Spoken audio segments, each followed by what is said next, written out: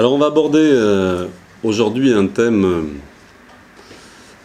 peut-être plus large, en tout cas en termes d'ouverture philosophique ou de réflexion que le travail, en tout cas par rapport à l'œuvre de Simone Weil, qui est la notion de spiritualité, qui est très déroutant pour nous comme sujet, d'autant plus que nous sommes très ancrés dans une tradition philosophique occidentale qui a créé avec nos grands débats en plus en France par rapport à la laïcité une espèce de coupure très forte entre le domaine de la spiritualité et le domaine de la pensée.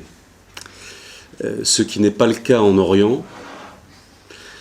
Raison pour laquelle d'ailleurs Simone Weil, quand elle va avoir une expérience et une réflexion sur ce sujet, va s'ouvrir, ce qui était déjà assez rare en son temps, à la philosophie orientale, pour essayer de trouver les concepts ou la nourriture qui lui permettait de penser la spiritualité. Alors, en fait, c'est un sujet tout à fait naturel. La question de Dieu n'est pas du tout éloignée d'une quelconque interrogation philosophique. Il n'y a pas une coupure aussi nette qu'on le verra. Et une autre chose qui est un peu délicate sur ce sujet, c'est qu'il peut y avoir toujours une volonté de récupération de Simone Weil par rapport à une unique religion qui serait la religion chrétienne. C'est pas parce que son expérience, et on le verra dans ses textes, est passée par une forme qui était celle de sa culture, de ce à quoi elle avait accès, qui était la religion chrétienne, que sa pensée est une pensée chrétienne.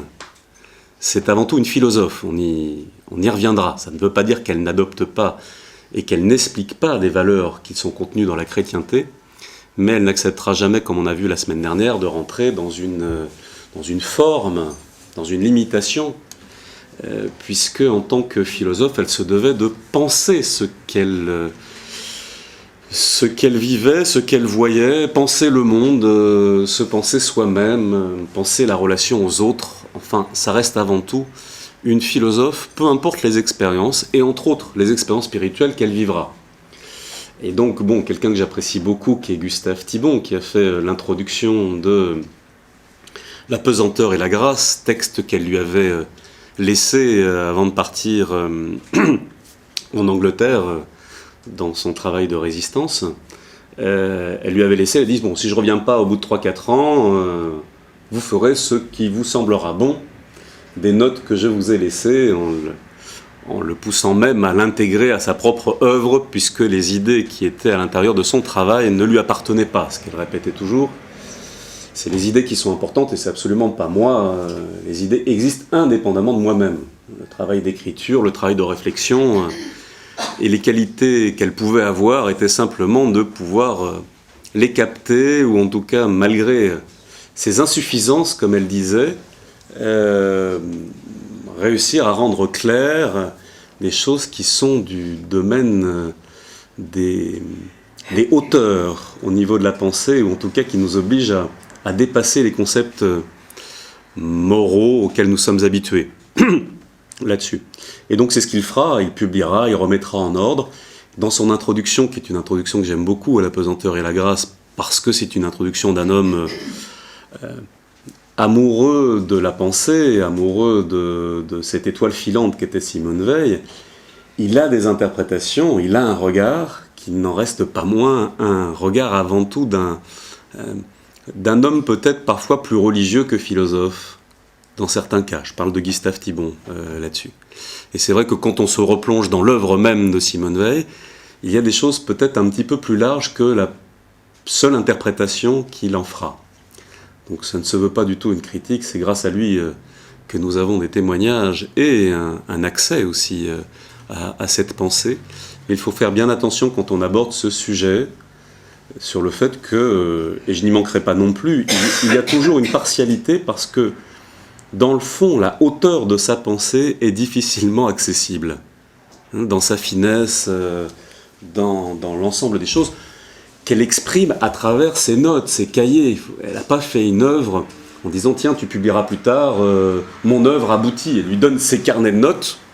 Elle lui dit « Bon, à l'intérieur de ça, elle était consciente qu'il y avait une richesse de pensée, puisque c'est quelqu'un qui a suivi tout le cursus et qui connaît extrêmement bien tout ce qui a été publié en Occident et tout ce qu'on connaît en Occident du monde de la pensée.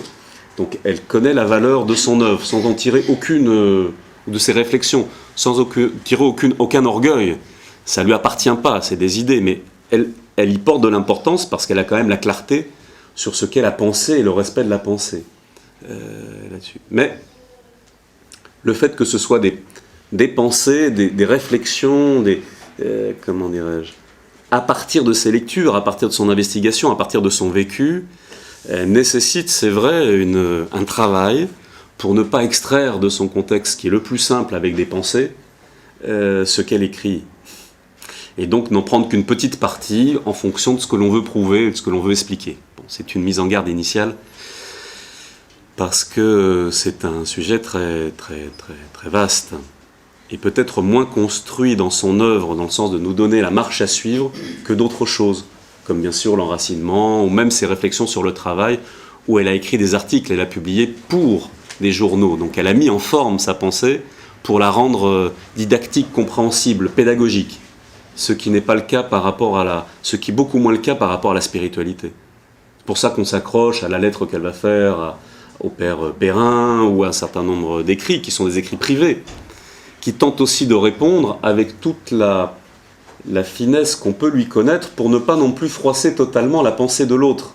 C'est pour ça qu'il est difficile à partir d'un courrier de se dire c'est exactement ça qu'elle pensait. Bien sûr elle pensait ça, mais elle met dans sa forme des termes et des éléments pour que la personne en face, qui est avant tout un religieux dominicain, puisse comprendre ce dont elle parle. Donc ça c'est un élément important à mettre en préalable, puisqu'il y a eu vraiment beaucoup de littérature intéressante mais orientée là-dessus.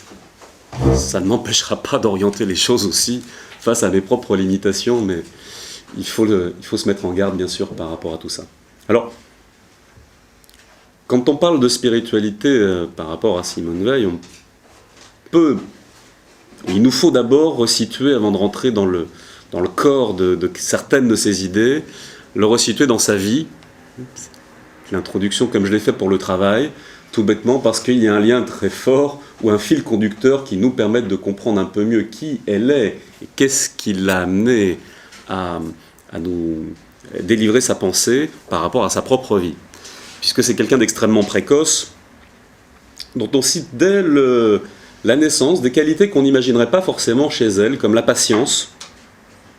C'est une jeune fille très amoureuse de la nature. Quand on parle de ces tendances-là, c'est déjà 3 ans, 5 ans, 8 ans, enfin, c'est des témoignages extrêmement précoces. Le médecin qui l'avait opéré de l'appendicite, je crois, quand elle avait 4 ans ou 5 ans, a dit il n'est pas possible que cet enfant vive, tellement elle raconte des choses déconnectées avec son âge. Je sais pas, je vous ai déjà raconté son histoire avec les Romains. Elle n'aimait pas les Romains. On lui avait donné un petit livre où il y avait des Romains dessus. Et la première chose qu'elle disait avec un air très sérieux à ses parents, ils existent les Romains, parce que moi je n'aime pas les Romains. C'était une grecque, peut-être quelques réminiscences, nous aurait dit Platon, sur ça. Enfin, où on lui offre une petite bague à 3 ans. Elle dit je n'aime pas le luxe m'éloigne de la vérité. Quelque chose comme ça. Bon. C'était pas quelqu'un qui, comme tout grand penseur, était facile à vivre. Hein. Je pense que ce que nous livre Gustave Thibon, un tout petit peu d'intimité par rapport au quotidien, puisqu'il était venu travailler à la ferme chez lui, dans sa famille, nous dit que c'était quelqu'un qui avait à l'extérieur ce que généralement les gens ont à l'intérieur, et elle avait à l'intérieur ce que généralement les gens avaient à l'extérieur. C'est-à-dire, elle était assez peu conciliante, très directe, assez peu, comme on pourrait dire, diplomatique, et très déterminée sur sa manière de gérer les choses dans la vie quotidienne.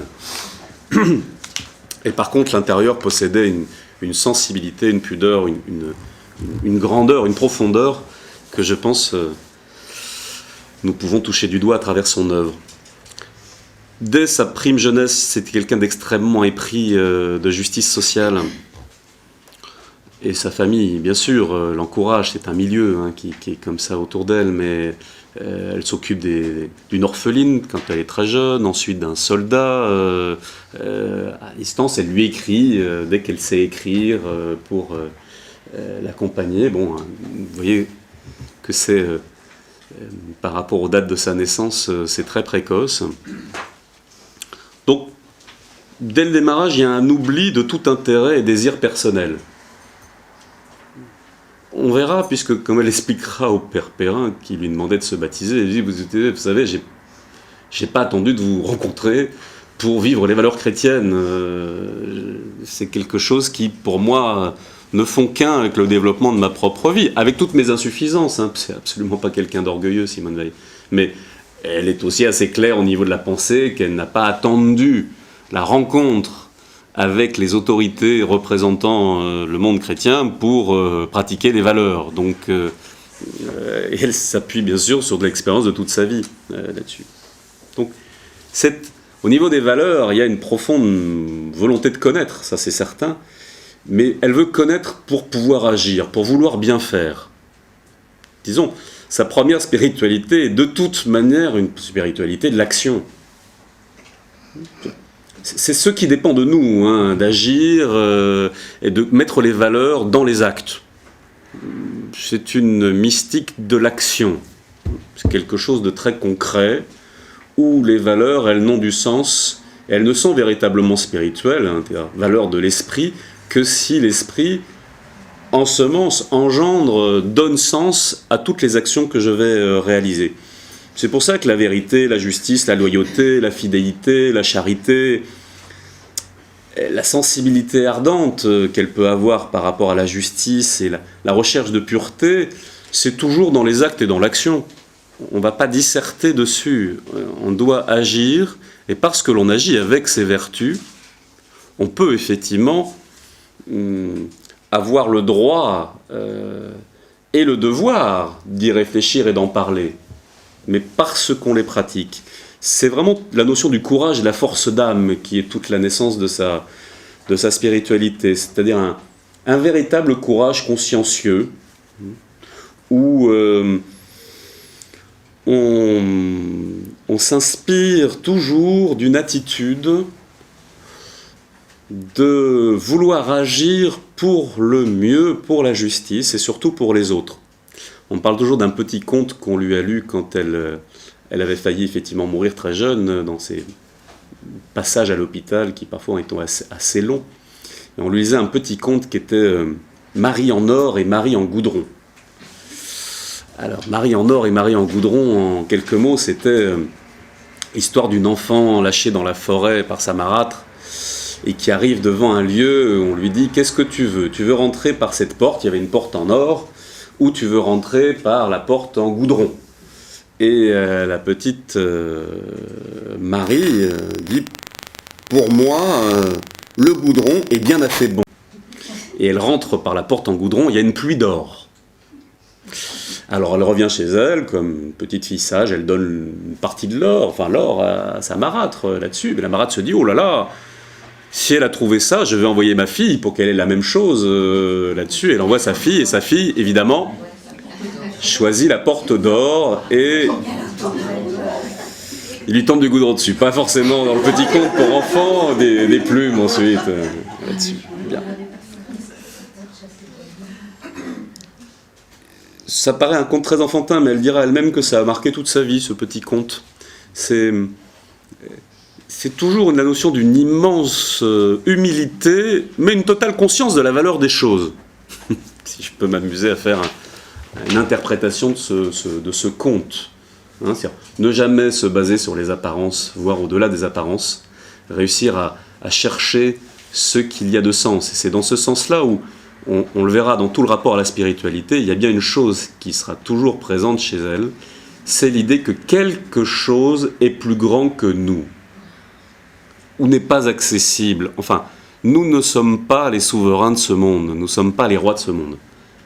Il est impossible d'imaginer que notre pensée, et on le verra dès son premier travail sur Descartes, on y reviendra, que notre pensée soit supérieure à tout. C'est-à-dire, on se définit soi-même et ensuite la présence de Dieu et ensuite le monde. Mais Dieu dans le sens de, avant tout, la reconnaissance de notre réalité, c'est-à-dire petite poussière, microbe de l'univers, et pourtant immense capacité de pouvoir avoir une part de cet esprit, une part de cette essence en nous-mêmes. La pensée est toujours au service de la même manière que soi-même on est au service de.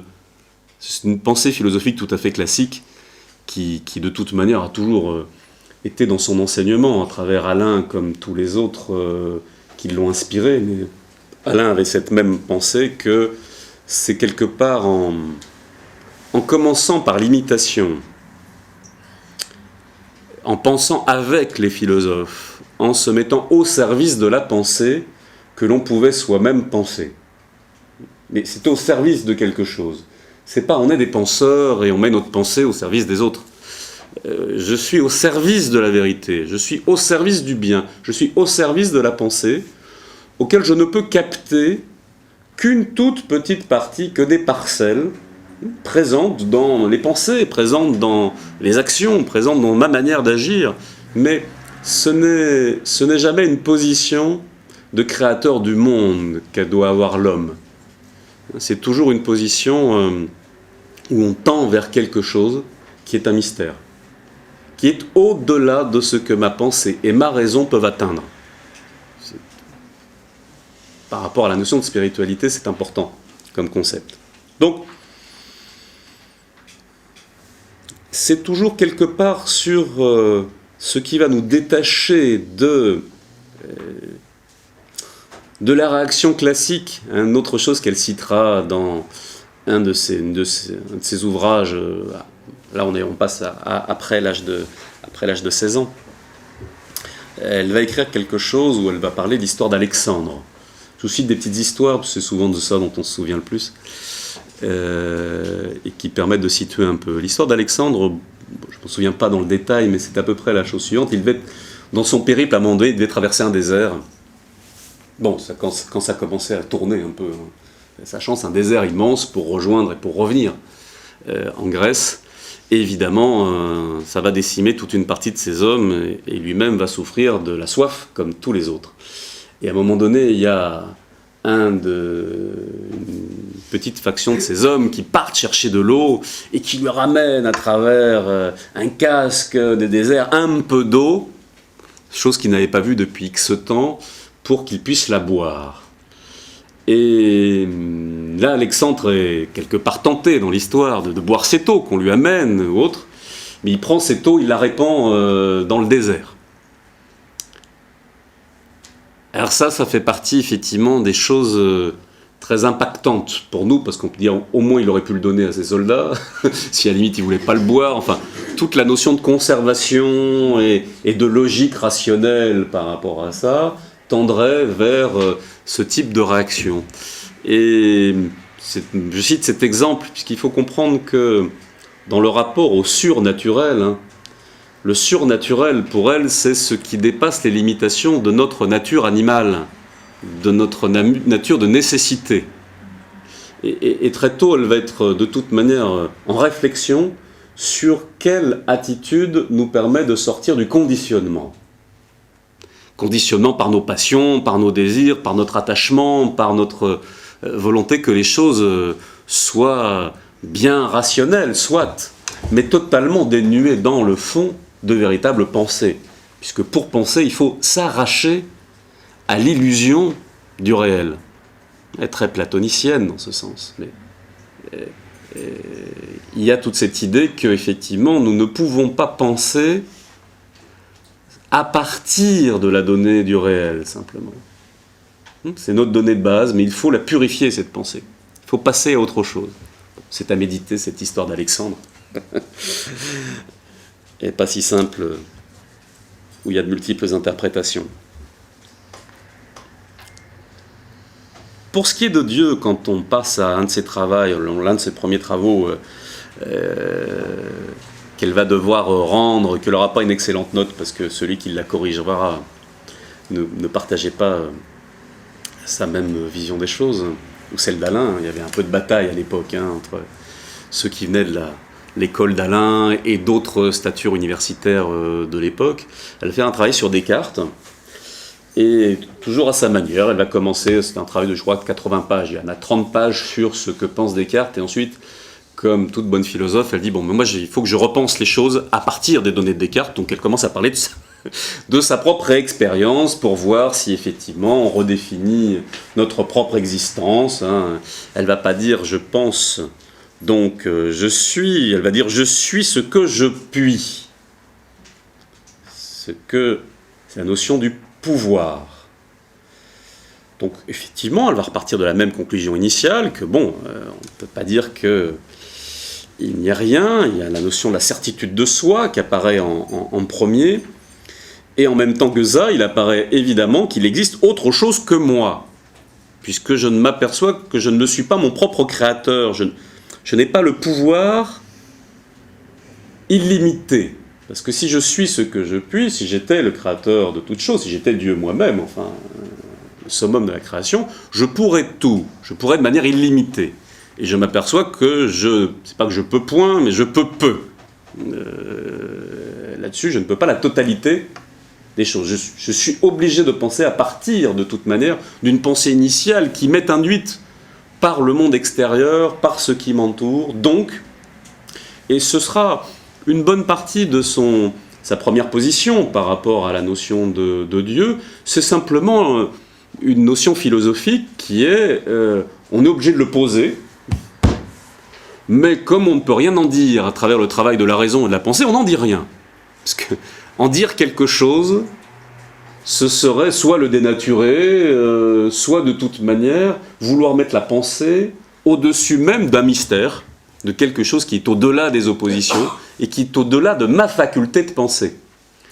Et c'est très différent de dire il n'existe rien, parce que ça voudrait dire que je me pense supérieur et que je pense que je peux penser tout.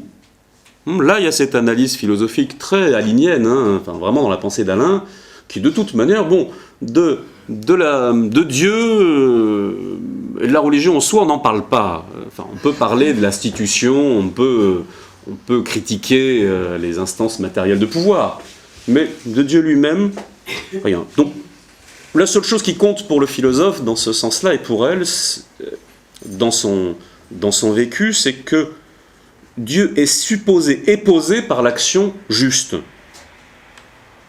C'est-à-dire, ce qui va compter, c'est que comme je pose Dieu, je pose la notion qu'il existe une action juste, et c'est seulement l'action juste qui compte. C'est-à-dire que la première spiritualité est une spiritualité du travail, de l'action. De l'action indirecte pour obtenir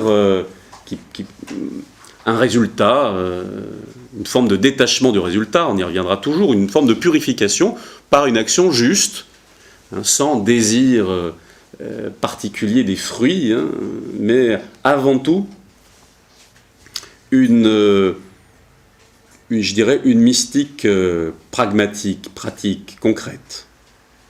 Je suis de ce monde, et l'attitude et mes réflexions doivent être en rapport avec les problèmes de ce monde. Je dois agir pour que la justice, pour que ce qui m'est de toute manière supérieur, qui sont la vérité, les idées, le sens, l'être, puisse agir ici-bas. Ça, c'est mon rôle. Aller au-delà, ce qui fonde le bien, ne m'est pas accessible. Donc, je ne m'en occupe pas plus que ça. Je dois, moi, fonder la justice dans ce monde. Et pas le bien. J'en ai pas les moyens. Donc,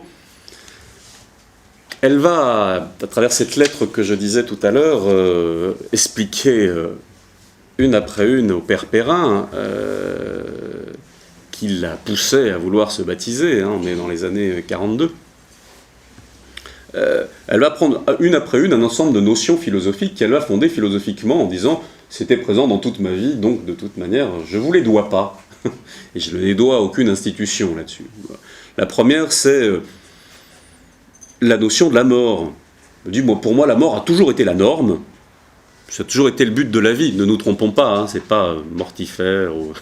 Dans le sens où l'idée que c'était de toute manière le point d'orgue où il y a rencontre avec une vérité pure, éternelle, qui rentre dans l'âme.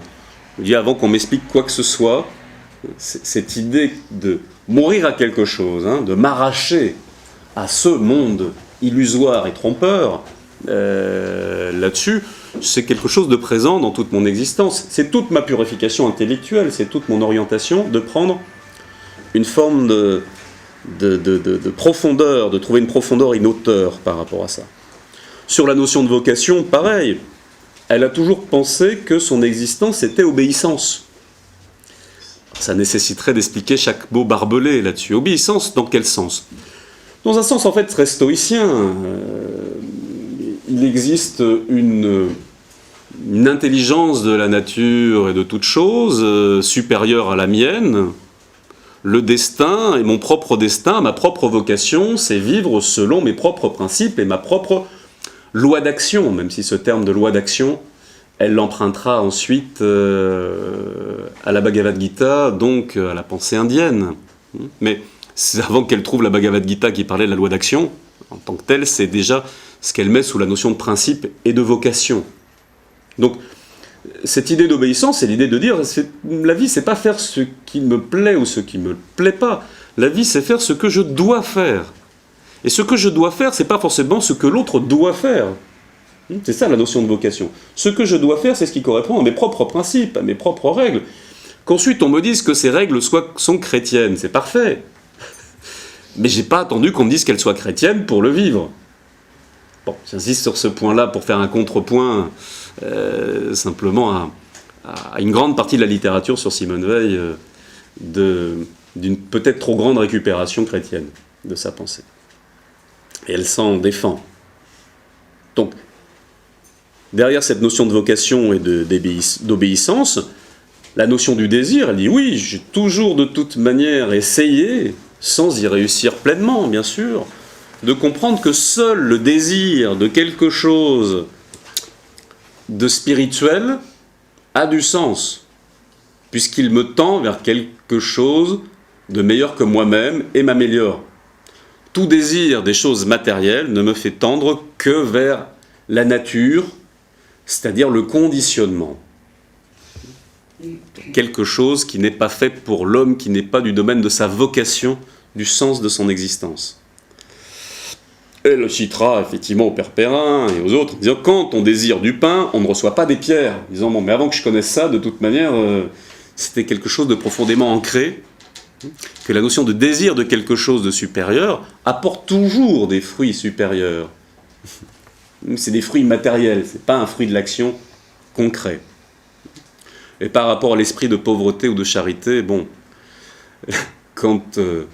et ça a peut-être accéléré effectivement, comme disent certains, sa mort, elle n'avait pas grand-chose à manger, qu'elle donnait la moitié de ses tickets de rationnement et de toutes choses, dans toutes les périodes de son existence, il fallait toujours de toute manière qu'elle partage. C'était son notion de la justice, c'était pas l'idée que tout le monde devait faire ça, c'était simplement que pour elle c'était ça ou rien. Quand elle était chez Gustave Thibon, au bout de je crois une semaine, elle lui dit oh, ça va pas, c'est trop bourgeois chez toi. J'y suis trop bien, donne-moi une masure, t'as pas un truc sur lequel je peux aller habiter, ça ne me convient pas. Ton embourgeoisement, bon, pas très embourgeoisé Gustave Thibon, mais beaucoup pour elle. C'est pas une volonté de souffrir pour souffrir, c'était une logique de pouvoir vivre la réalité de ce monde sans coussin, sans amortisseur, sans édredon. Si je veux me rapprocher du réel, il faut que je puisse vivre le réel dans toute son épaisseur, comme on l'a vu la semaine dernière, dans toute sa pesanteur. On y reviendra. Pourquoi ? Mais parce que c'est ça aussi la possibilité réelle de l'homme de s'extraire, c'est-à-dire de penser en profondeur, mais il faut être dans la profondeur, dans la lourdeur, dans la pesanteur, pour trouver la vraie profondeur de la pensée. Bon, c'est assez peu en rapport avec nos critères et nos valeurs, mais ça peut se comprendre, et pour elle, philosophiquement, elle le pose. Elle ne le pose pas simplement comme une valeur, il faut être pauvre pour être pauvre, ou elle ne dira jamais il faut souffrir pour souffrir. Elle dit simplement, si on n'accepte pas la souffrance comme une donnée de l'existence, il est impossible de dépasser l'illusion du monde, c'est tout. Toute cette volonté de mettre des distances entre moi et le monde est une fuite de la pensée. Ça ne me permet pas de penser le réel et d'être dans le réel. Donc de faire émerger la spiritualité dans le monde, l'esprit dans le monde, qui est étranger, qui est rendu étranger au monde, l'esprit, par le fait même que je refuse ce qu'est le monde. Bon. Concernant ces 3 étapes, comme elle les cite elle-même, par rapport au contact de la spiritualité à travers le rite et le vécu chrétien, elle cite toujours la rencontre dans un petit village de pêcheurs portugais avec une procession. Elle cite toujours un voyage en Italie dans une petite chapelle. François d'Assise avait prié, où une forme de rencontre. C'est toujours en général à travers l'art. Quand je dis l'art, c'est le chant, la liturgie, quelque chose qui rentre dans l'âme, malgré, c'était le cas, mettons, en Italie, où elle était à la période de Pâques, malgré une douleur, de mal de crâne, de maux de tête terribles. Ce n'est pas parce qu'elle a eu une maux de tête qu'elle a eu un contact spirituel. Hein. Elle n'a jamais dit ça. Mais disons, ce qui était étonnant, c'est plutôt qu'elle disait, bon, malgré tout ça, c'est vrai qu'elle a eu vraiment une expérience qu'un Plotin aurait nommée théophanique, hein, d'une rencontre avec le tout autre, avec quelque chose qui dépasse la séparativité, une expérience de l'être en tant qu'être, qui va prendre, parce que c'est le filtre par lequel elle va y accéder, un éclairage chrétien, mais qu'elle ne quittera jamais du regard en tant que philosophe. C'est-à-dire qu'elle regardera sa propre expérience intérieure en tant que philosophe. Et bien sûr, après à Solesmes, une autre expérience, une 3e expérience. Donc on est entre 35, 37 et 38.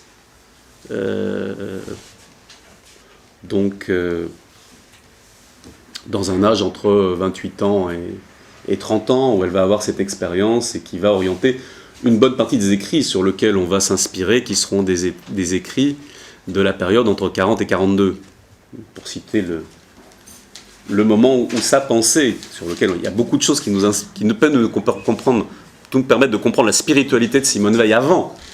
Mais disons que les textes qui vont se déclencher là-dessus viennent de cette expérience, dans le sens de mettre toute sa puissance philosophique à regarder la notion de la spiritualité, ou en tout cas de créer un lien très profond entre les deux. Et c'est là, à ce moment-là, où soit on s'y perd, parce qu'on ne comprend pas tout son périple et d'où elle regarde tout ça, et effectivement on peut interpréter une conversion chrétienne de Simone Weil. Bon, comme on dira, ça n'a pas de sens. Il n'y a pas de conversion à un moment donné d'une philosophe, je dirais, que parfois on a nommé communiste, marxiste, autre, ce qu'elle n'a jamais été, hein, mais disons, engagée sur toutes les couches sociales, et qui en tout cas manifeste avec tous ceux qui sont, on pourrait dire, du domaine plus athée, et qu'à un moment donné, elle a la révélation, et du coup, elle se met à prier et à vouloir atteindre Dieu. C'est pas du tout ça l'orientation de Simone Weil, c'est simplement un enrichissement de sa pensée, qui simplement fait une irruption dans la pensée occidentale de la question de Dieu, de la question de ce qu'elle utilisera comme mot comme la grâce, mais comme la question de l'esprit, ou de la pensée intuitive, ou de l'intuition au-delà de l'intelligence, qui est claire. Disons, c'est plus une pensée de la lumière, ou une réflexion sur la lumière, qu'une réflexion simplement sur des formes religieuses chrétiennes, qui seraient la figure du Christ, ou autre chose. Non, c'est simplement remettre la pensée et l'intelligence à sa juste place, qu'elle va nous tenter de nous faire comprendre. Alors, derrière toute cette expérience qu'on pourrait nommer spirituelle, on aurait pu faire de toute manière une séance ou une réflexion simplement sur un mot auquel on aurait remplacé spiritualité par attention. demande souvent de définir la philosophie de Simone Weil, c'est une philosophie de l'attention. C'est-à-dire une capacité de saisir le réel tel qu'il est. Rendre l'attention me permet de rendre au monde ce que l'on a pris au monde, c'est-à-dire de voir le monde tel qu'il est et de se détacher de sa mondanité, de ce qui nous fait penser à partir du monde, ce qui ne nous permet pas de comprendre le monde à partir des idées de l'essence et du sens des choses.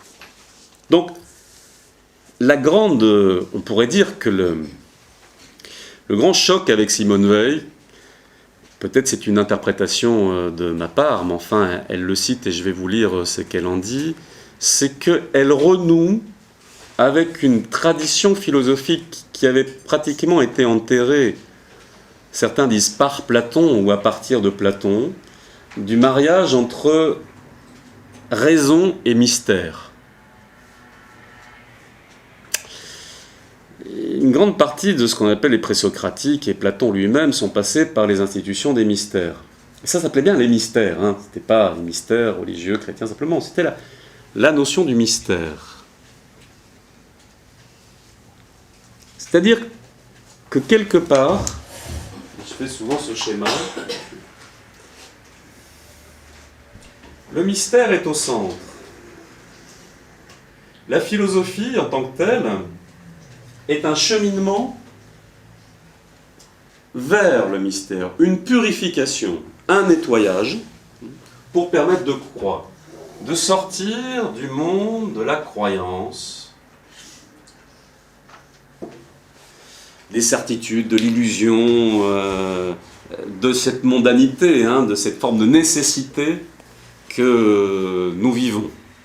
Pour nous, on voit toujours d'un arbre que les branches et les fruits, ça nous semble la réalité de l'arbre. Mais ça, c'est ce que l'on voit, c'est tout à fait illusoire, puisque ce n'est pas la cause, le fruit, c'est l'effet. De quoi? Du travail des branches, qui passe par un tronc purificateur, unificateur, simplificateur, mais dans le sens de trouver la simplicité des choses, des lois des choses qu'est la philosophie, pour atteindre les racines. Et les racines sont les mystères. C'est sous terre, ça ne se voit pas. C'est pourtant de là que l'arbre tire sa vie. Les forces de vie sont sous terre. Elles ne sont pas directement accessibles par le regard. On prend un arbre, on veut voir les racines, c'est fini, l'arbre est mort. Je ne vois pas le mystère de l'arbre. Je verrai que des choses, d'ailleurs, beaucoup moins sympathiques que le tronc lui-même et les branches là-dessus. Donc, c'est remettre la philosophie comme un cheminement. On le sait avec Socrate, je sais que je ne sais rien, ça fait rire tout le monde, mais en attendant, ça veut dire que la philosophie est positionnée comme un nettoyage. Ça ne peut partir que de l'acceptation de mon ignorance, ça ne peut partir que du fait que je suis né dans le monde de la croyance et de l'ignorance, j'y vivrai, j'y mourrai, disent les orientaux. De toute manière, c'est comme une pyramide, ce que je suis en train de faire, ou un mont Hélicon. C'est le fond de toute manière de notre vie quotidienne, l'ignorance. Je peux chercher à monter, à prendre de la hauteur, mais de toute manière, je suis dans le monde de l'illusion, j'y vis et j'y resterai. Je ne peux pas m'en extraire totalement. Je peux simplement purifier un tout petit peu mes croyances, mes certitudes, tout ce qui est du domaine de ma souveraineté, de vouloir penser que je pense mieux que l'autre, que le monde ou autre. Je peux le nettoyer par la philosophie, puisque quand il faut commencer à définir, à clarifier, à mettre de la netteté, à utiliser ma raison, eh bien je suis obligé d'élaguer plein de choses que je pensais de la pensée qui n'étaient que des croyances. Donc, elle nous dit, la raison ne doit exercer sa fonction de démonstration que pour parvenir à se heurter aux vrais mystères, aux vrais indémontrables, qui sont le réel. Le non compris cache l'incompréhensible, et par ce motif doit être éliminé. Je dois éliminer le non compris, parce que ça m'empêche de vivre le véritable risque. Le risque, c'est quoi? C'est me mettre face à l'illimité. Je ne peux pas penser l'illimité. Je suis obligé de limiter l'illimité pour penser. Et si je ne suis pas conscient de ça, jamais je prendrai conscience de ma subjectivité et jamais je pourrai progresser. Parce que je sais que je ne sais rien. Ou l'acceptation de l'illimité n'est pas l'aveu de l'impuissance de l'homme. Au contraire, ça remet simplement sa puissance à sa juste place. Mais comme il nous est très difficile de regarder l'illimité, c'est comme si vous commencez à penser ma petite planète, l'univers, tout ça, oh là là, le microbe du microbe du microbe, je suis rien. Bien, soutenir la pensée du macrocosme, soutenir la pensée de l'immensément grand, veut dire soutenir la pensée, en tout cas, l'acceptation du mystère, qui n'est pas une question de croyance. Ça, on y reviendra par la suite. Elle ne fonde pas la croyance. La croyance, il faut s'en détacher. Il n'est pas de question de croyance. Elle va prendre le mot foi, mais qu'elle va bien distinguer du mot croyance ou incroyance. C'est pour ça que croyant ou incroyant, pour elle, ça n'a pas de sens, ou au contraire, à la limite, d'un point de vue philosophique, on est plus près de la vérité en étant athée ou incroyant qu'en étant croyant. Puisqu'il faut vraiment se monter à un niveau pour dépasser les contraires, pour pouvoir éviter que la croyance soit un édredon. Espérer que... espérer, je ne sais pas, l'immortalité de l'âme, vouloir croire en un Dieu rédempteur, tout ça, c'est, comment dirait-elle pour elle, de l'édredon. C'est du coussin, c'est de la ouate, pour surtout ne pas penser et vivre dans un confort. Donc, il faut d'abord accepter le précipice, le vide, de l'illimité, du mystère, de ce que je ne pourrais pas atteindre, mais ce vers quoi je dois tendre. Pourquoi ? Pour monter, pour croître. Dans cette idée du bien de Platon avec le soleil, ou dans la vision de Simone Weil d'un arbre qui doit pousser le plus possible en hauteur en faisant minimum de feuilles en largeur, c'est la hauteur qui compte, ça veut dire quoi ? Je dois tendre vers quelque chose qui est illimité, qui est un mystère. Tout bêtement pour progresser. Donc, elle dira une chose extraordinaire, elle dit « agir avec les facultés naturelles de l'intelligence avant d'ouvrir les portes du mystère ». Très tranchée là-dessus. La notion de mystère est légitime quand le plus logique, le plus rigoureux de l'intelligence mène à une impasse, à une contradiction que l'on ne peut éviter, en ce sens où la suppression d'un terme rend l'autre vide de sens, que poser un terme contraint à poser l'autre. C'est le polémos, c'est... Regardez les choses. Je suis face à une question, à un problème, je suis obligé de poser deux termes contradictoires. Et ma raison et mon intelligence ne permettent pas de les dépasser. C'est aussi quelque part même une forme d'aporie avec laquelle on arrive dans les dialogues platoniciens. J'arrive à un cul-de-sac, je ne peux que dire oui, effectivement, il y a deux opposés, je n'ai pas une idée ou quelque chose qui arrive à les rassembler.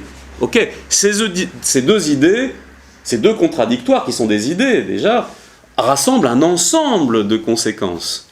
Mais je n'arrive pas à remonter au-dessus. Je ne peux pas les unir sans trahir la pensée, sans trahir l'intelligence là-dessus. Ok, seulement là, je peux poser la question de mystère. Parce que si je le pose avant, je fais la plus grande erreur que je puisse faire, c'est-à-dire je deviens un croyant. D'un philosophe, je repasse au croyant. Et pas l'homme des mystères. Et donc c'est une rétrogradation. Pour elle, retomber dans la croyance, sans avoir utilisé toutes les armes de la pensée, de la philosophie, pour essayer d'atteindre le concept et l'idée. Elle continue, alors la notion de mystère, comme un levier, transporte la pensée de l'autre côté de la porte, impossible à ouvrir, au-delà du domaine de l'intelligence, au-dessus. Tiens, il y a quelque chose au-delà de l'intelligence. Mais pour parvenir au-delà du domaine de l'intelligence, il faut l'avoir traversé jusqu'au bout et traversé en suivant un chemin tracé avec une rigueur irréprochable. Autrement, on n'est pas au-delà, mais en deçà. Alors j'aime beaucoup cette citation, cette phrase de Simone Veil, qui est très tranchée, comme on peut la connaître. C'est-à-dire, elle dit, attention, cette question de la spiritualité, de la réflexion du mystère, on ne peut la poser que pour ceux qui ont fait tout le chemin de purification. En tout cas, qui sont sur le chemin de la purification, ou qui veulent clairement s'y engager. Pouvoir discuter de spiritualité, ou de mystère, ou de quelque chose qui dépasse l'homme, si on n'est pas dans une attitude profondément rigoureuse de la pensée et de la raison, c'est trahison. C'est quelque part, véritablement, faire du matérialisme spirituel. C'est-à-dire réenfoncer la force de ma pensée pour la mettre au service de la croyance. Parce qu'on n'arrête pas de penser, simplement la pensée redevient esclave de mes croyances, plutôt que me tendre vers quelque chose qui la dépasse. C'est à la fois très simple et c'est très subtil par rapport au vécu là-dessus, puisque quelle quantité de consolation avons-nous besoin? Quelle quantité de valeur, de consolation avons-nous besoin pour vivre? Parce que vous comprenez, c'est un sentier extrêmement ardu. Pour poser le mystère au-delà de l'espérance, au-delà d'un raccourci pour ne pas penser, parce qu'il y a un mystère paresseux, il y a une croyance paresseuse, il y a une foi paresseuse. Ça veut dire quoi? C'est-à-dire que ça a l'odeur, la couleur, mais ça n'en est pas vraiment par rapport à cette capacité d'avoir épuisé toutes nos facultés humaines rationnelles. Et quand elle va parler de surnaturel, c'est par le fait d'avoir épuisé toutes les catégories du naturel qu'il faut passer à autre chose, et pas pour avoir traversé la voie de la philosophie par un raccourci. Oui.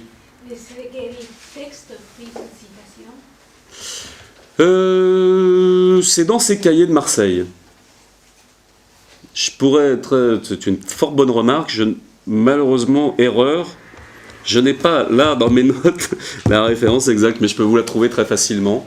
C'est pas dans La pesanteur et la grâce, c'est dans une de ces notes des cahiers de Marseille. Laquelle je pourrais la chercher et vous la redonner avec grand plaisir.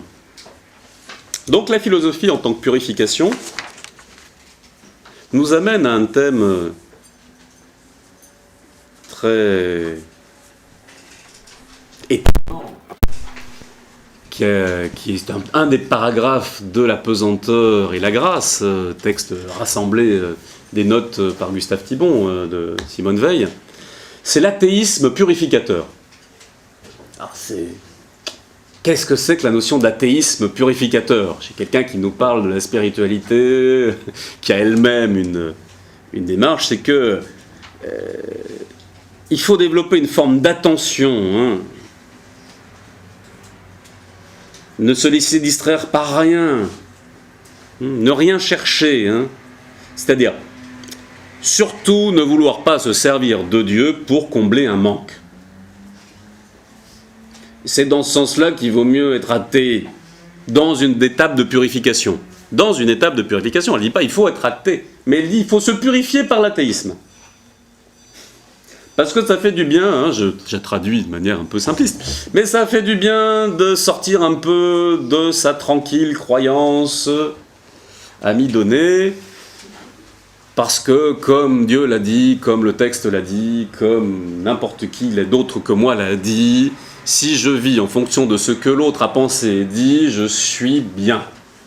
Et bon, c'est quoi cette consolation, ou ce paradis, ou cette Jérusalem céleste, ou tous ces rêves, des champs de fleurs quand les portes s'ouvriront après ma mort? Elle a écrit un très beau texte là-dessus, sur la porte, c'est un poème qu'elle a écrit, où la porte s'ouvre. C'est sûr que s'il sort, c'est la lumière, mais il n'y a pas de champ de fleurs, il y a la lumière, point fin, il y a une dissolution dans le fond de retour à l'unité.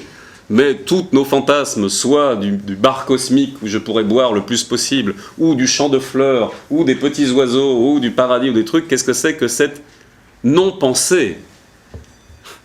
C'est-à-dire d'avoir besoin de fonder un futur glorieux et extraordinaire pour pouvoir ne pas vivre avec attention le quotidien. C'est-à-dire supporter la présence du mal. Quand je dis supporter, ça ne veut pas dire ne rien faire, mais de comprendre que c'est dans ce vide du bien qu'il y a une possibilité de penser au-delà du bien et du mal, nous aurait dit quelqu'un d'autre. Il y a un arrachement nécessaire, mais pour quelqu'un qui a totalement accepté la réalité du monde et de l'existence, et sa nécessité. Donc, il ne suffit pas de croire pour avoir la foi. C'est pour ça qu'elle va inverser un couple de valeurs. Elle va complètement le modifier. Nous, on travaille avec un couple de valeurs croyant-incroyance. Je veux dire, ça n'a pas de sens, parce que de toute manière, c'est de l'idolâtrie, aussi bien pour le croyant que pour l'incroyant. Elle va citer ce terme d'idolâtrie. C'est du confort intellectuel d'une pensée ou de l'autre. C'est-à-dire, dans les deux cas, il y a un refus de l'infini. Il y a une volonté de mettre en boîte l'infini. Soit pour le croyant, soit pour l'incroyant. Soit c'est une idole religieuse, soit c'est une idole anti-religieuse. C'est le gros problème du fondement de la laïcité en France, c'est des discussions sur la laïcité, qui est une chose merveilleuse quand on lit les textes de la laïcité. Je crois qu'on en fait quelques jeudis philo cette année, là-dessus, qui seront peut-être houleux d'ailleurs, sur ce thème. Mais c'est houleux, pourquoi ? Parce que c'est houleux parce qu'il y a des idoles des deux côtés. Et donc c'est pas de la pensée, c'est un combat d'un couple non créateur. Croyant-incroyant. Déisme, athéisme, tout ça c'est pour elle, c'est des couples qui ne créent rien. Parce que ça vient de toute manière du même besoin de se consoler. C'est un confort pour ne pas penser. Et elle fonde un autre couple tout à fait étonnant, qui est celui de la foi-doute. Moi, ce qui m'intéresse en tant que philosophe, c'est la foi. C'est une attitude face au mystère. Mais c'est une foi qui n'est pas une croyance. C'est une foi dans le sens où, un peu à la manière d'un scientifique, je pose une hypothèse. Foi, doute. C'est pas n'importe quel doute, c'est pas n'importe quelle foi. La foi doute dont elle parle, c'est avant tout une attitude d'acceptation qu'il y a quelque chose qui dépasse les catégories possibles de mon intelligence, de ma raison, de mes possibilités. Il y a un infini. Et face à l'infini, le terme qu'elle trouve, qu'elle sépare de la croyance là-dessus, c'est la notion de foi. Et elle associe tout de suite la notion de foi avec la notion de doute, parce qu'on est obligé de redéfinir des mots. Le langage est ma manière de rendre compte du réel, de faire du lien par rapport au réel. Donc, elle met en place un couple, parce que c'est toujours les couples de pensée qui sont créateurs. Donc elle considère que croyance-incroyant, c'est pas créateur comme couple d'opposés, il faut le remplacer par la foi-doute, mais pas dans le sens d'opposer, dans le sens de les travailler tout de suite ensemble. C'est-à-dire que le doute, c'est ce qui cherche toujours, c'est une attitude active de la pensée et de la volonté. Attitude active de la pensée et de la volonté, ça serait sa manière de définir la foi, qui est une forme de doute créateur. Ce n'est pas un doute critique pour déconstruire, c'est un doute pour tendre vers la foi. Étonnant comme couple de pensée. Moi, je ne trouve pas que ce soit paradoxal avec la pensée chrétienne. Je ne trouve pas le doute, il y a des grands penseurs chrétiens qui disent que ça nourrit leur foi. Attendez. Peut-être, je mets tout de suite ce mot-là. Il n'y a pas de distinction pour moi ou de fossé entre pensée chrétienne, parce que dans pensée chrétienne, il y a pensée, donc on sera tous d'accord. Enfin, là-dessus. Parce que qu'est-ce que ça voudrait dire ? Qu'il y a une pensée chrétienne, il y a une pensée musulmane, il y a une pensée indienne, il y a une pensée africaine. Si c'est de la pensée, c'est la pensée. Mon mode d'accès à la pensée ou la forme que ça prend est chrétienne. Là, je vous explique les choses selon Simone Veil. Donc, s'il y a un penseur chrétien, il est penseur, donc philosophe, donc on parle de la même chose. S'il est chrétien penseur, problème. Parce qu'il va penser à partir de l'appartenance à un dogme, d'une parole, de quelque chose qui est défini avant de mettre sa pensée. Et là, on est du domaine de la croyance. Ça peut sembler la même chose, mais ce n'est pas la même chose. Un penseur chrétien, comme un philosophe chrétien, soit il est d'abord philosophe et ensuite chrétien, soit c'est un chrétien philosophe.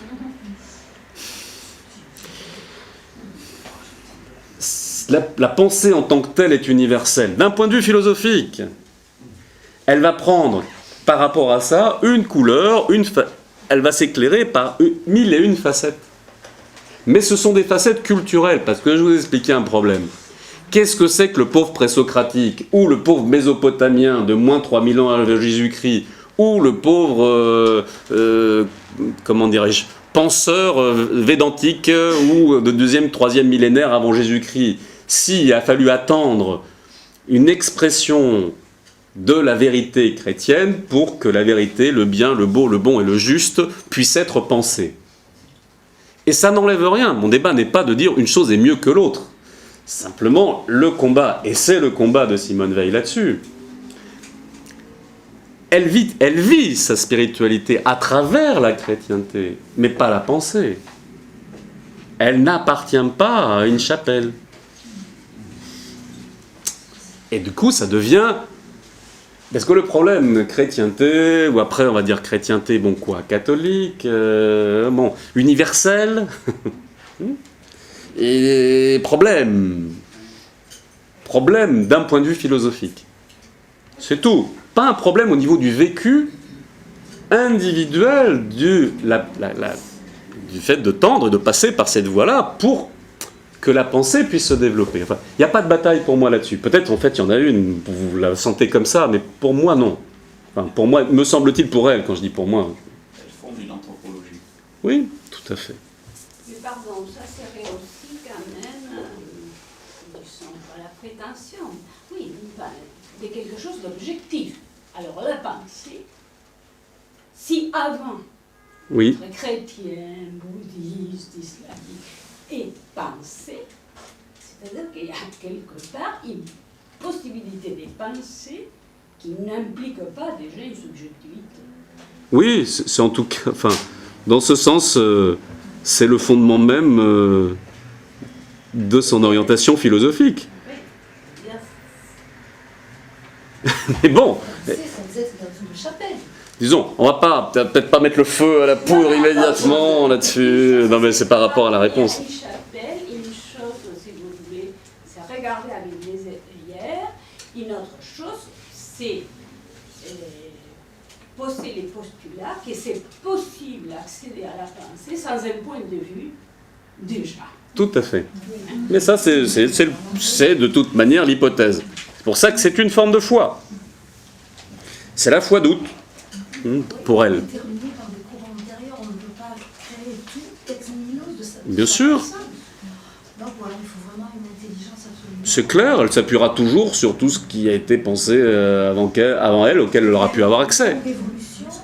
C'est pour ça que quand elle va avoir par exemple son expérience chrétienne, qu'est-ce qu'elle va faire? Elle va lire entièrement la Bhagavad Gita, apprendre le sanskrit, prendre le Popol Vuh, des choses même inconnues parfois pour nous aujourd'hui, c'est-à-dire des textes, les codex, les éléments de l'Amérique précolombienne. Elle va chercher partout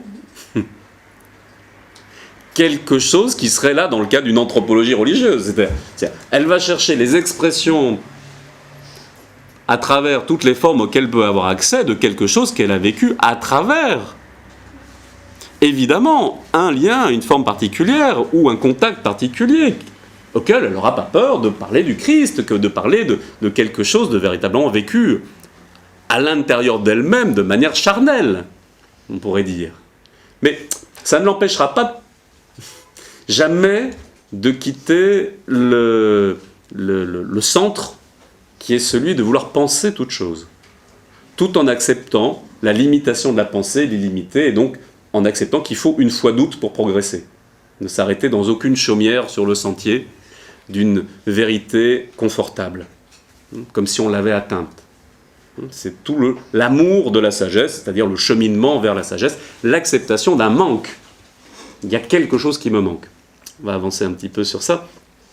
C'est bien que ça fasse réagir, parce que je le fais un peu volontairement comme ça, peut-être un peu trop, parce qu'il faut que ça nous interroge. Enfin, c'est l'intérêt en tout cas de cette pensée de Simone Veil, mais ça nous interroge à juste titre, j'espère. Enfin, pas sur une autre chose que sa propre interrogation. Donc,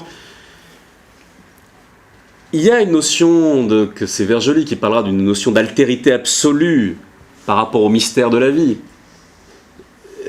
Dans cette foi doute, je confronte la pensée au mystère. J'accepte la confrontation de la pensée avec l'impensable, avec l'illimité, avec ce qui la dépasse là-dessus. C'est-à-dire, j'accepte de fonder une transcendance.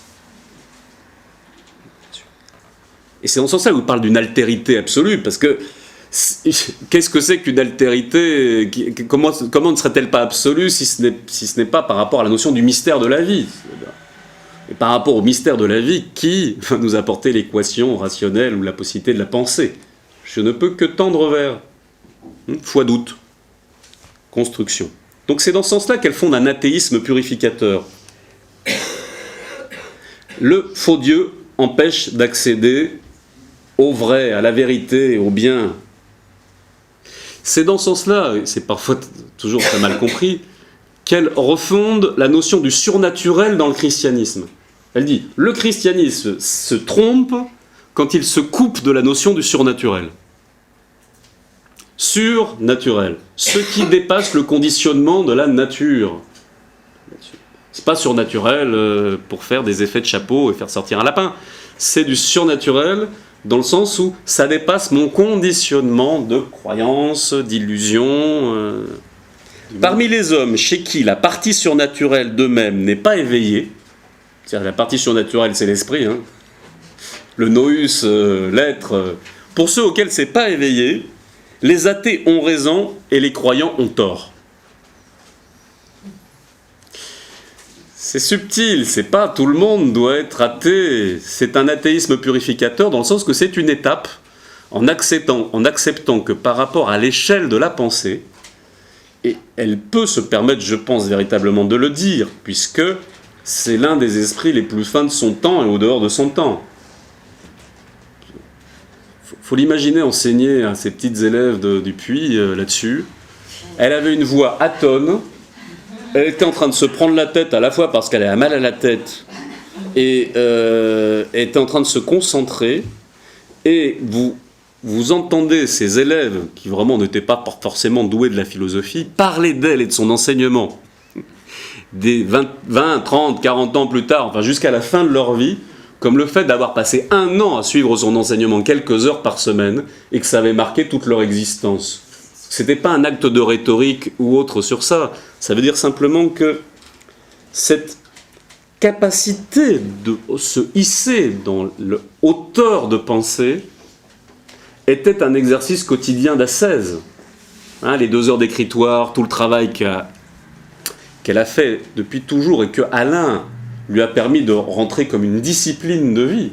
Écrire chaque jour, penser chaque jour, nettoyer les pensées, s'élever pour utiliser le bon mot, le bon terme. Ce qui rend une phrase de Simone Veil extrêmement percutante, c'est qu'il y a eu une ascèse de la pensée terrible, forte, puissante. On n'écrit pas pour écrire, on écrit pour servir la vérité ou la pensée. On écrit pour servir. Donc on n'écrit pas pour se servir ou pour paraître. C'est une relation d'humilité très puissante. Donc, cette notion d'athéisme purificateur met en évidence cette nécessité de passer par là. C'est la seule chose qu'on peut dire. C'est pas une fin, l'athéisme purificateur, mais c'est une nécessité pour ne pas s'arrêter en route, dans le cadre d'une évolution de pensée. Et avant ça, avant d'aborder la pesanteur, nous allons descendre par gravitation universelle vers le café. Et avant de passer à la pesanteur, donc dans la pesanteur et la grâce, elle nous dit dans un chapitre qui a été réuni sous la notion d'athéisme purificateur, cas de contradictoire vrai, la notion de vraie contradiction. Dieu existe, Dieu n'existe pas. Où est le problème ?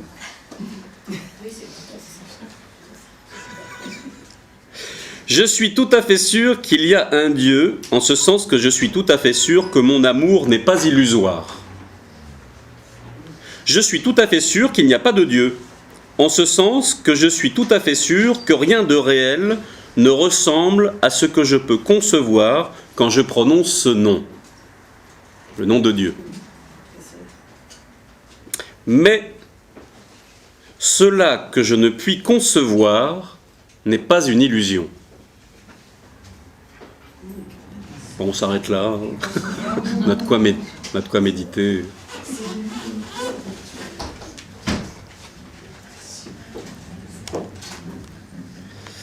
Pour citer ce qu'elle appelle un vrai contradictoire. Alors, la pesanteur.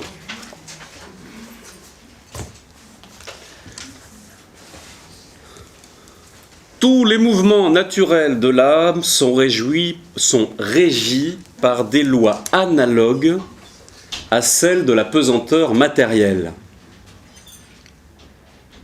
Tous les mouvements naturels de l'âme sont régis par des lois analogues à celles de la pesanteur matérielle. C'est-à-dire que la programmation, on pourrait dire, de la nature et de mon naturel, ou de la part en moi qui participe de la nature, est celle de tendre vers la bassesse. Ce qui a le plus de puissance et d'énergie, c'est la bassesse. Elle dit un exemple extraordinaire. Elle dit, bon, on peut accepter, c'est les périodes de privation, les difficultés, bon après il va y avoir la guerre ou autre, je peux tout à fait accepter de faire la queue pendant toute une nuit pour obtenir un œuf, ou 2 éléments, mais faire la queue pour soutenir un prisonnier de l'autre côté de la Terre, sûrement pas. Donc les motifs d'un œuf sont plus importants pour dégager l'énergie suffisante pour faire un effort que celle même de l'aide d'un autre être humain. Elle en cite un paquet d'exemples comme ça en disant, bon, de toute manière, la tendance naturelle, c'est que ce soit les choses basses, la pesanteur, on descend, qui ait le plus de puissance dans ce monde. Faut bien manger. Oui, c'est sûr. Bon, là, on peut faire un paquet de proverbes et d'éléments qui nous sembleront tous aussi vrais les uns que les autres par rapport à ce qu'on pourrait nommer le naturel, la nature, c'est-à-dire la programmation qui est basée sur le fait de se conserver ou s'accroître. Tout ce qui nous entoure et toute la partie en nous-mêmes qui appartiendrait ou qui participerait au monde animal, végétal ou même minéral, enfin des autres règnes là-dessus, la partie en nous-mêmes qui appartient à ces règnes est programmée avec cette tendance. Bon, enfin en tout cas chez moi, chez elle, chez vous, je ne sais pas. Bon, la pente, la bassesse, la pesanteur... Même pour supporter la souffrance, nous dit-elle, rien ne vaut un motif bas. C'est les exemples que je viens de dire. C'est-à-dire, fondamentalement, la programmation de la conservation du fait de s'accroître, c'est lié au fait tout bêtement de laisser libre cours à l'exercice du pouvoir de toute créature, que toute créature est capable de développer. Ce qu'on appelle l'affirmation souvent de soi, qui est de la fausse affirmation, ou la restitution du moi, enfin tout ce qui permet de développer la notion d'existence, de me sentir exister. Il faut bien manger, il faut bien dormir, il faut bien posséder des choses, il faut bien avoir une propriété privée, il faut bien tout ça. Il faut bien pour qui et pourquoi ? Pour ma nature matérielle et animale. Mon esprit, avec ou sans, de toute manière, peut faire avec. Dans ce qu'elle décrit, en tout cas. Oui, je sais, bon, quand même. Sans chair et matérialité, que serions-nous ? Mais bon, elle essaye de nous amener vers des hauteurs sur lesquelles nous résistons par pesanteur, sans doute, de tout notre poids, pour faire contrepoids à une philosophie d'élévation. Donc, S'accroître veut dire aussi, tout bêtement, trouver du plaisir dans le malheur de l'autre. Elle se cite elle-même, elle dit bon, quand j'ai trop mal au crâne, j'aurais envie de frapper l'autre. Je vois pas le rapport entre mon mal de crâne et l'envie de frapper l'autre, même à l'endroit même où j'ai mal au crâne. Mais c'est une pesanteur naturelle de vouloir quoi? Transcrire ma propre souffrance pour faire souffrir l'autre, combler mon propre vide en y mettant la souffrance de l'autre. Ça va assez loin. Bon, elle ne veut pas rentrer dans une vision psychologique des choses, mais elle explique que cette pesanteur est extrêmement présente dans tous nos actes, dans tout notre fonctionnement, puisque je cherche à tout prix à combler le vide en moi-même. Toute possibilité d'avoir un espace non défini, une forme d'infini. Donc, que les principaux moteurs, dans ce sens de la pesanteur, ce sont les moteurs classiques de l'existence, c'est-à-dire la peur, la convoitise, le goût du record, les honneurs extérieurs, les récompenses. Et quand une armée manque de puissance, elle voit les armées de César ou d'Alexandre, elle dit bon bah qu'est-ce qu'on fait? On leur dit bon bah voilà, faites encore un sureffort, vous aurez le droit de piller la ville. Alors hop, il y a un imaginaire ou un vécu qui se réveille en disant ah tiens, je vais obtenir un surplus d'énergie par un motif bas. Il est beaucoup plus facile même chez nos enfants, tu auras une bicyclette si tu bosses bien, c'est plus facile que tu dois travailler bien même sans bicyclette. Et là l'enfant dit mais quel est l'intérêt? Ton propre intérêt mon fils. Bon. Pour l'instant, la pesanteur ne fait pas que cette tendance naturelle à l'élévation lui apparaisse un bien concret. On pourrait l'imaginer, nous, ayant un peu d'expérience de vie, que c'est bien un bien concret de s'élever ou de faire cet effort.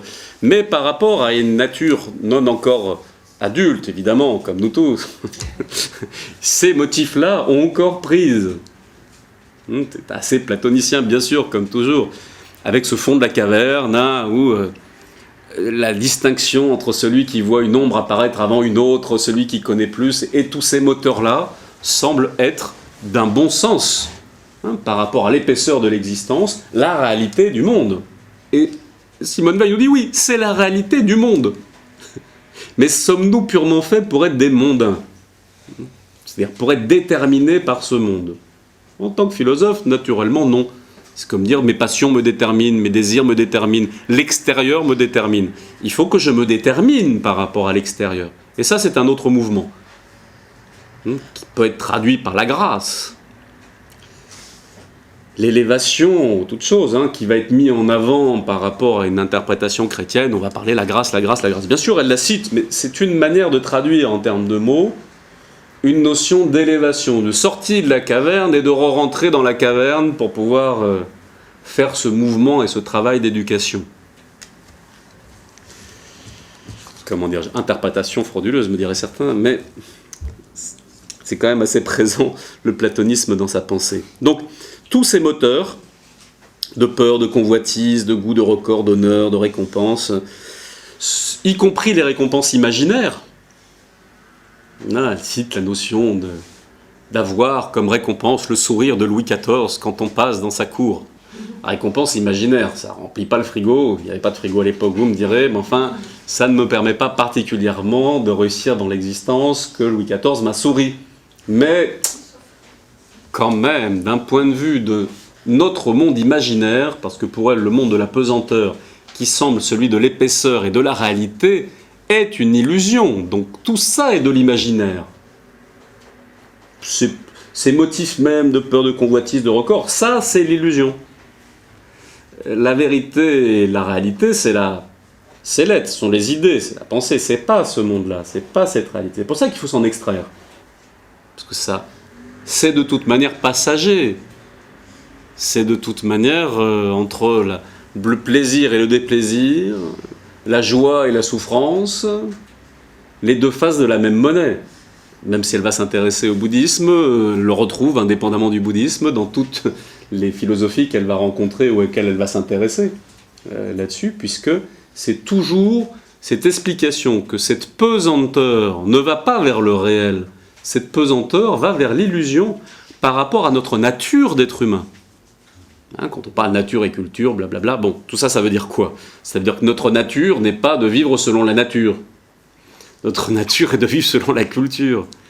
Donc ça veut dire une évolution, une transformation, un détachement de l'immanence, une nécessité de transcendance par rapport aux données concrètes.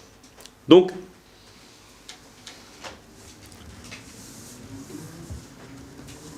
il faut sortir de tout cet endettement par rapport au monde, à tout ce que j'ai pris au monde, à tout ce qui en moi est dépendant et fait partie de ce monde.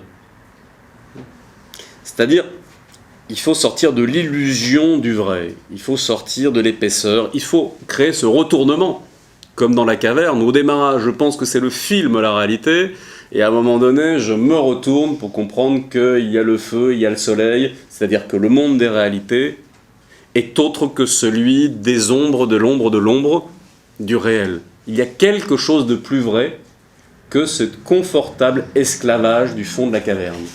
Mais c'est pas facile parce que on sait bien que ce retournement ébloui, on n'est ni bon vers le fond de la caverne, ni encore on y voit clair de l'autre côté. On doit accepter l'inconfort des deux infinis. Là-dessus.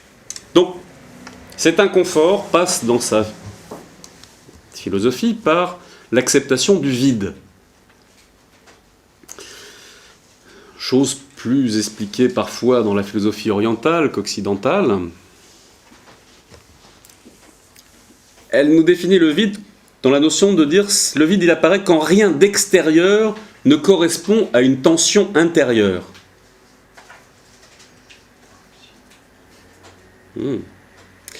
Ne pas exercer tout le pouvoir dont on dispose, c'est supporter le vide. Cela est contraire à toutes les lois de la nature. La notion de supporter un vide, on le sait très bien, nécessite le fait, par exemple, d'être capable de garder des questions à l'intérieur de soi, sans réponse. La force du mystère, c'est d'accepter des irrésolus. C'est pour ça que c'est si en rapport avec la mort. Puisque la mort est quelque chose auquel je ne peux pas répondre rationnellement. C'est l'absence, c'est le vide. On dit que c'est là où commence l'humanité. Le principe de l'humanité, la représentation de l'absence. L'art représente ce qui est absent. C'est la première chose sur laquelle on détermine présence de l'être humain par rapport à une présence animale. On fait un rite, on représente quelque chose par l'art, par les dessins, par ma manière de me comporter, par mes gestes, par mes symboles. Je représente quelque chose qui est du domaine de l'absence. Bon, ça veut dire je fais de la place au vide. C'est-à-dire, j'accepte quelque chose qui est irrésolu. Et par le fait d'accepter quelque chose d'irrésolu, je fais un nid, une place, un creux, pour que quelque chose, justement, de non matériel et de non conditionné puisse prendre sa place en moi. C'est-à-dire que je ne sois plus simplement qu'une nature matérielle, mais je recrée de la place pour ma nature spirituelle, qui n'est pas naturelle par rapport aux lois de ce monde, qui est naturelle par rapport aux lois du monde de l'être, des idées, des archétypes, enfin bon, peu importe comment on l'appelle, de l'inconditionné. C'est traduit dans la vision platonicienne, la théorie de l'âme prisonnière. Mais plus la cage, vous comprenez, moins il y a de place, plus la cage est restreinte, plus les ailes de l'âme sont complètement collées au corps, et ça ressemble pas à un oiseau, ça ressemble à un hibou pressionné. On voit juste de temps en temps que les yeux, quoi. Bon. Donc,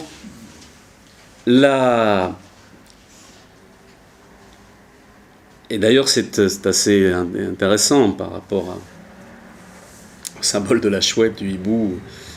Toute cette notion-là est une acceptation d'arrachement à la nuit obscure qui apparaît comme une clarté pour nous dans l'existence. Il faut renverser les choses, il faut accepter ce vide qui est très différent d'une admiration ou d'une pitié par rapport aux choses, au monde ou quoi que ce soit.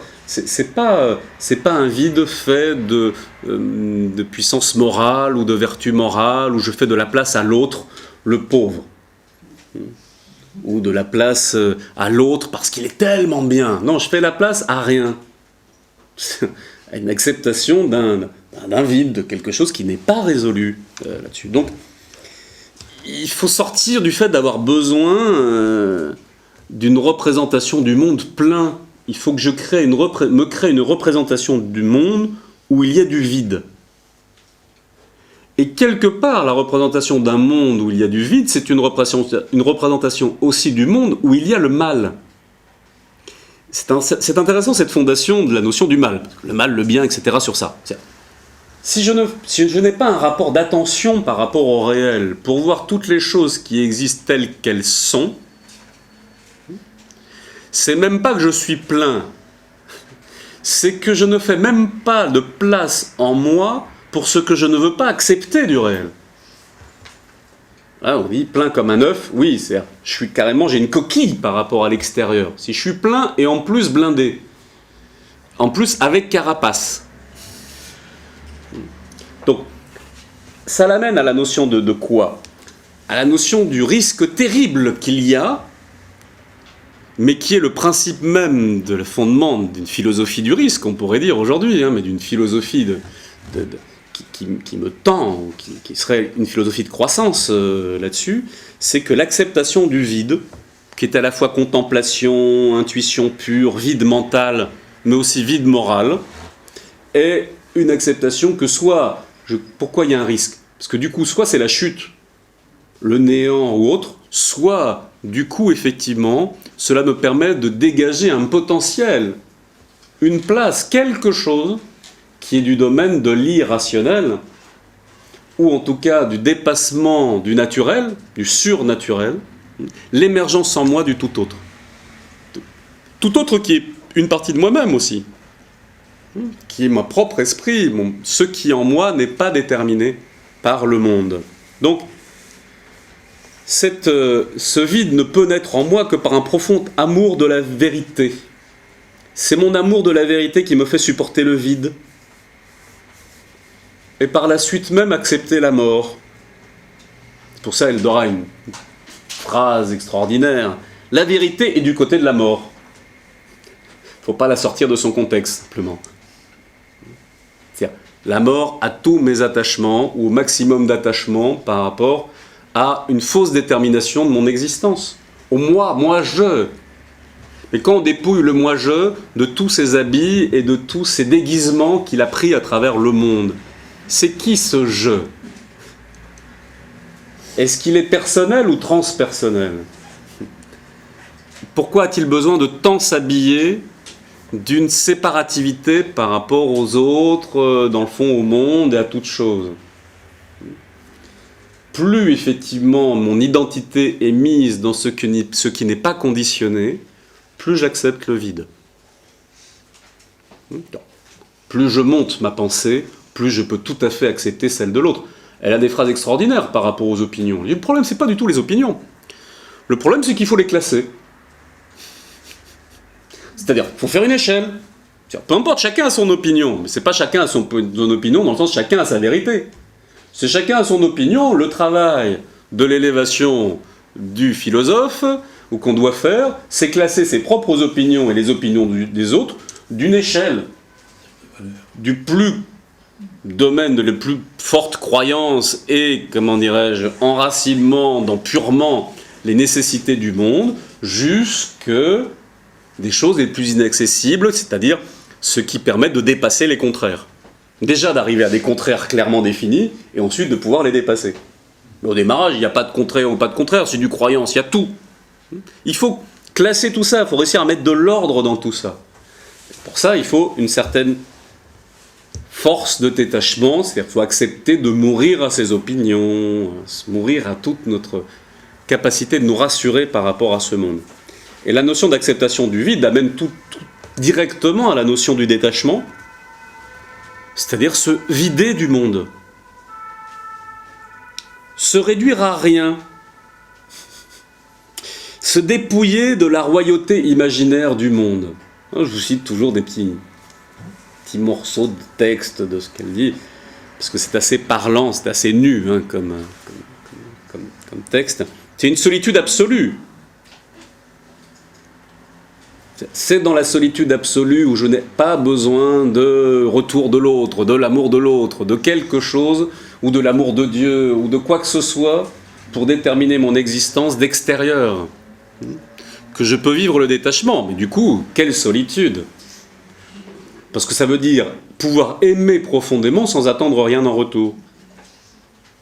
C'est une forme d'amour détaché, une forme de dévotion, traduit dans un langage plus oriental, qui serait au-delà de l'amour, attachement, c'est-à-dire qui serait un véritable amour pur. C'est très pascalien. Oui. Mais bien, Pascal. C'est basé bien sûr sur l'extinction du désir, des choses matérielles. Amour fati, désirer avide, désirer sans souhait.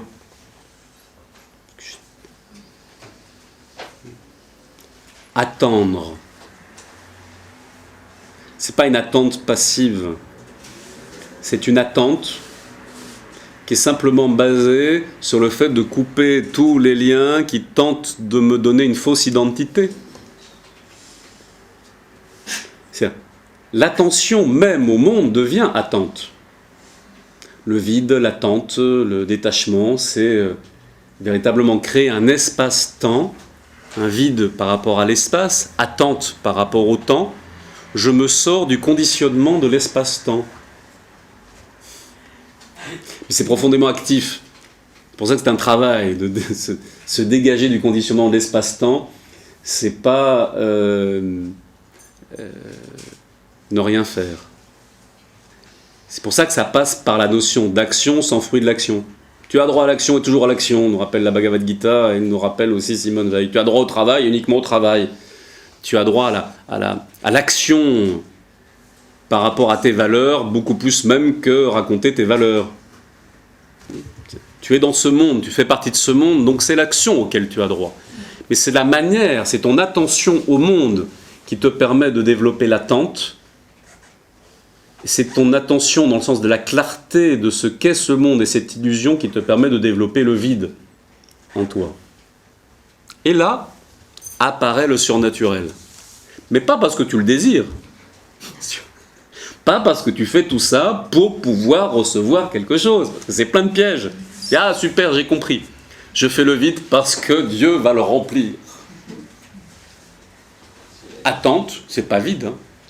C'est un désir, c'est un besoin de quelque chose d'extérieur qui rentre en moi. C'est foutu, rien rentre en moi. C'est plein de mon attente.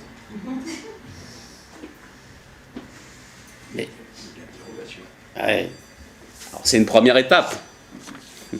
Mais ça ne suffit pas, évidemment, pour atteindre cette transformation. Et c'est pour ça qu'elle a des phrases extraordinaires. Elle dit, bon, l'amour dont on parle, ça peut être même un amour de Dieu dans la destruction de Troie et de Carthage. Alors le problème, c'est que pour nous, Troie et Carthage, ça ne veut pas dire forcément grand-chose. Quand je dis pour nous, j'exagère. Mais pour elle, oui. C'est-à-dire, ça passe même par la destruction de la civilisation, de toute la culture, de tout un monde. C'est-à-dire, quand on est un amoureux, une amoureuse de l'humanisme, de l'humanité, de toutes les vertus de l'homme, la destruction de Troie et Carthage, c'est l'expression même du mal. C'est l'expression même du désordre du monde. Mais pourquoi faut-il aimer Dieu même dans ça? Mais parce que tout ce que je refuserais du monde est un attachement au monde. Tout ce que je refuserais de voir tel qu'il est ne me permettra pas ce détachement. Pas parce qu'il faut que j'applaudisse le développement ou la mort de Troie et de Carthage, mais parce que ça s'appelle la détermination du monde. C'est ce destin qui, de toute manière, est tragique, qui, par rapport à la vie et l'existence, est tragique. Il faut que je fonde mon amour au-delà de ça. Vous comprenez qu'effectivement, c'est quand même une ascension à pic assez forte qu'elle nous propose, qui la rend parfois un peu inhumaine pour nous dans ce qu'on en lit, et ce qui nous rend un tout petit peu facile la critique ou le fait de dire, bon, dans le fond, elle devait prendre du plaisir à tout ça. Parce que pour nous, pour penser ce qu'elle pense, il faudrait qu'on soit un peu masochiste, voire sado. C'est l'un ou l'autre. J'aurais tendance à dire que c'est quand même un peu au-delà de ça, hein, la construction de sa pensée là-dessus, puisque c'est simplement qu'elle nous propose une voie verticale. C'est la verticalité qui l'intéresse dans l'existence.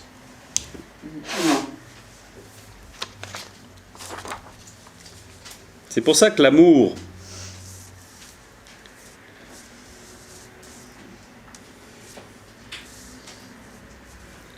elle nous en parle dans le sens de dire que, par exemple, la foi, c'est l'expérience que l'intelligence est éclairée par l'amour. C'est-à-dire qu'elle est en train de nous définir l'amour, non pas comme quelque chose d'émotionnel basé sur un attachement, mais sur quelque chose qui est au-delà de l'intelligence, qui éclaire l'intelligence. Et elle continue en y disant « Seule l'intelligence doit reconnaître par les moyens qui lui sont propres, c'est-à-dire la constatation et la démonstration, la prééminence de l'amour. Tout l'effort de ma pensée, tout l'effort de ma raison, toute la dynamique que je mets en place pour pouvoir philosopher, rechercher les causes, c'est ça qui doit fonder la notion d'amour, ou en tout cas ce que je peux en percevoir. C'est pas l'amour qui va me permettre de fonder l'intelligence. Comme je dois être avant tout philosophe pour me purifier de mes croyances, c'est la philosophie qui doit fonder l'amour. C'est l'amour de la sagesse qui doit fonder la sagesse de l'amour.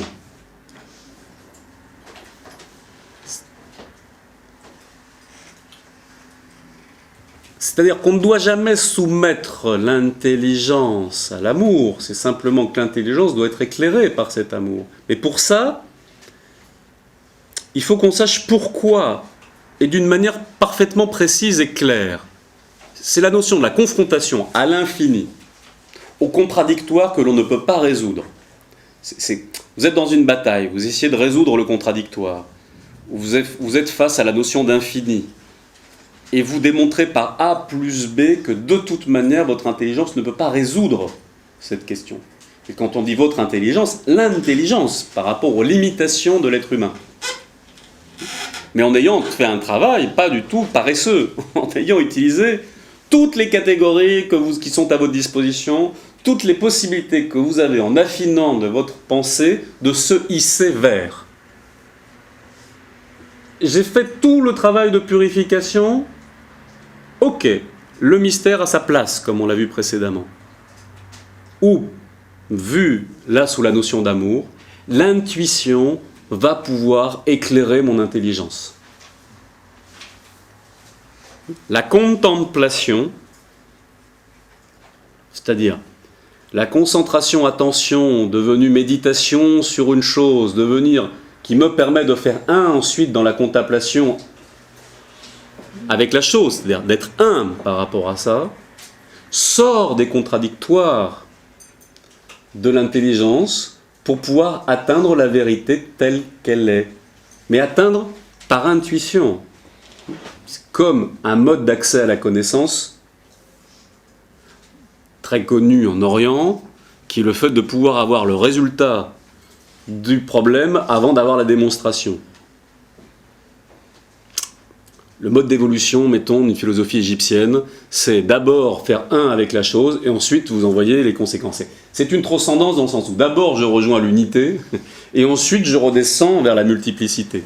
C'est pas je fais un cheminement périlleux de mettre en place, rassembler les éléments les uns à côté des autres, voir ce qu'il y a de commun à ça, remonter de la pluralité vers l'unité. Là, c'est toujours descendre de l'unité vers la pluralité. Mais comment faire ça en ne risquant pas trop de tomber dans la fantaisie, dans l'imaginaire, dans l'illusion, Si quelque chose est avant cette différenciation et en même temps nous permet de différencier. C'est pas tellement chronologique, mais c'est la notion de dire il y a une unité, une possibilité de percevoir l'unité par le fait qu'on soit tous sous la même lumière.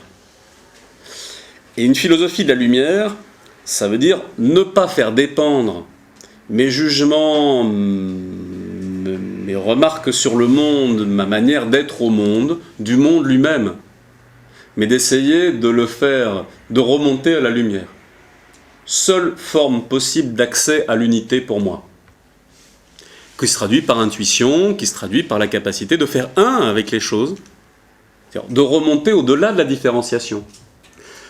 Mais elle n'est pas dupe, elle sait bien que dans ce monde-ci, je ne peux pas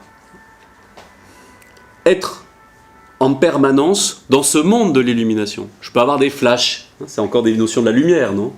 Je peux avoir des éclairages à un moment donné, je peux avoir un contact avec.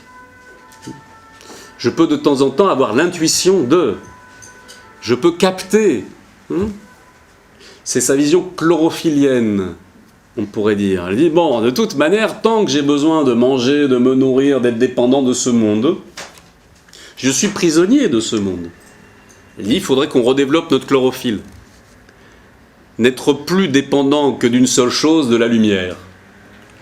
Et là, à ce moment-là, je sors de mon esclavage par rapport au monde. C'est l'idée du sage qui n'a plus besoin de manger, de se nourrir, d'être dépendant de ce monde, qui est autre chose, qui est lumière.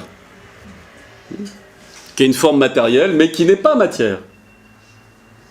Bon, donc, cette philosophie de la lumière, elle nous dit ne pas juger. Il n'y a qu'une seule faute qui existe, si on veut parler de la faute là-dessus. Ne pas avoir la capacité de se nourrir de la lumière. Elle est très tranchée dans cette illumination. Il y a un seul problème, c'est que nous sommes de toute manière dépendants du monde. Donc c'est pour ça qu'on parle de détachement, c'est pour ça qu'on parle de vide, c'est pour ça autre, parce que de toute manière nous sommes attachés, nous sommes pleins. Nous sommes dans ce monde, dépendants de ce monde. Nous ne pouvons pas être des êtres de lumière, c'est-à-dire des purs esprits. Parce que la spiritualité, dans ce sens, est lumière, est pur esprit, est détachement. C'est comme le soleil qui ne nous demande pas de, de remerciements particuliers pour nous nourrir, nous éclairer et permettre l'existence de toute chose. C'est pour ça que Platon le met en rapport avec l'idée du bien. Il n'y a pas de rétribution. Qu'est-ce qui se rétribue le soleil sur ce qu'il donne? C'est une force d'amour illimitée. Alors nous, évidemment, on cherchera à le limiter en disant de toute manière, il a un âge, à un moment donné, il arrêtera. Enfin, proportionnellement à nous, il dure longtemps. Sa capacité de donner sans prendre. Ça s'épuise aussi, c'est pas illimité. On sait que c'est un soleil. Enfin, disons que c'est une étoile, comme tout autre, qui un jour explosera ou implosera. Mais quand même, dans cette illimité, c'est une belle image de cette notion de ce qu'est la lumière, ou la philosophie de la lumière là-dessus, pas des lumières, mais de la lumière, c'est-à-dire une capacité d'éclairer toute chose sans rien avoir besoin de prendre pour soi, pour trouver son identité là-dessus. Donc, se nourrir de lumière, c'est-à-dire une chlorophylle permettant de se nourrir de lumière, c'est toute son orientation sur la notion de tomber vers le haut. Tiens, la grâce, c'est la notion de tomber vers le haut. C'est le renversement de la matelas, elle n'a pas le temps non plus. Sa vie, elle a raison de ne pas avoir pris le temps parce qu'elle n'aurait pas eu le temps, de toute manière, de chercher à être côté conventionnel là-dessus. Mais plus on rentre à l'intérieur, plus il y a une sensibilité, une finesse, enfin, c'est pas du tout quelqu'un qui laissera indifférent qui que ce soit qu'il a rencontré. Donc elle a eu de nombreux amours. C'est le côté d'appartenir à quelqu'un.